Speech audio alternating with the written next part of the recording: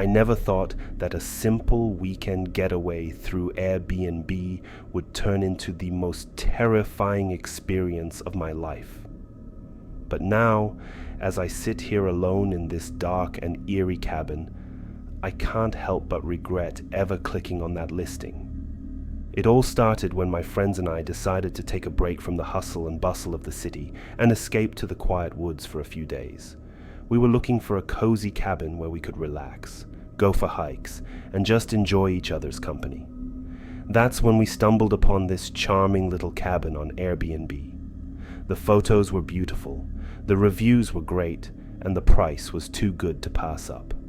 We quickly booked it and eagerly awaited our weekend getaway.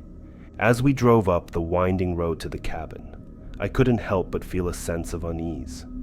The trees seemed to be closing in on us, and the fog was starting to roll in, making it hard to see. We finally arrived at the cabin, and it was even better than the pictures. It was nestled in the middle of the woods, surrounded by tall trees and a small lake. We were greeted by the owner, a friendly old man who showed us around and left us with the keys before heading off. The first night was peaceful. We cooked dinner, played some board games, and sat by the fireplace, sipping on wine and laughing. But as the night went on, I started to notice strange things happening. The lights would flicker, and I would catch glimpses of shadows moving in the corner of my eye. I brushed it off as my imagination and tried to enjoy the rest of the night.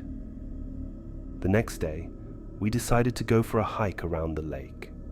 We were having a great time, taking pictures and enjoying the fresh air when we stumbled upon an old abandoned cabin. It was run down and covered in vines, but something about it drew us in. Against my better judgment, we ventured inside to explore. The inside was just as creepy as the outside, with broken furniture and cobwebs everywhere. But as we were about to leave, I noticed something written on the wall in what looked like blood. It read, "Beware of the cabin in the woods. It's not what it seems." Chills ran down my spine as I quickly grabbed my friends and rushed out of the cabin. We made our way back to our cabin, and I couldn't shake off the feeling of being watched. That night, I couldn't sleep.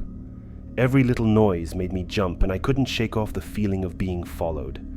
My friends were fast asleep, and I was about to doze off when I heard a loud thud coming from the kitchen. I sat up in bed, my heart racing as I listened intently. Then I heard a voice whisper my name. I was frozen in fear, unable to move or even breathe.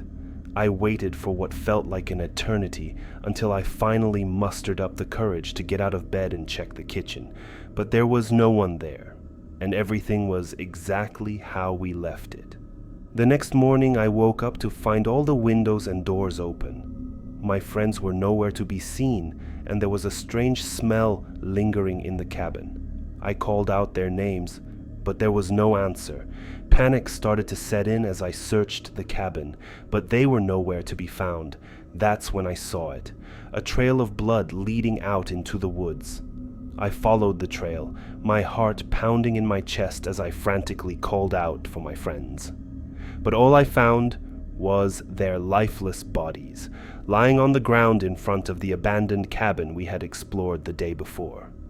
I ran back to our cabin, locked all the doors and windows, and called the police. When they arrived, they found no evidence of anyone else being there, and the owner of the cabin was nowhere to be found. They brushed it off as a murder-suicide, but I knew better. I knew that the cabin in the woods was not what it seemed.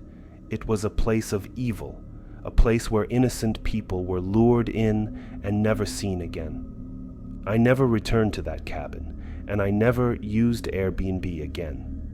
But to this day, I can't shake off the feeling that someone or something is still watching me, waiting for its next victim. So, if you ever come across a listing for a cabin in the woods, beware. It may just be the last decision you ever make.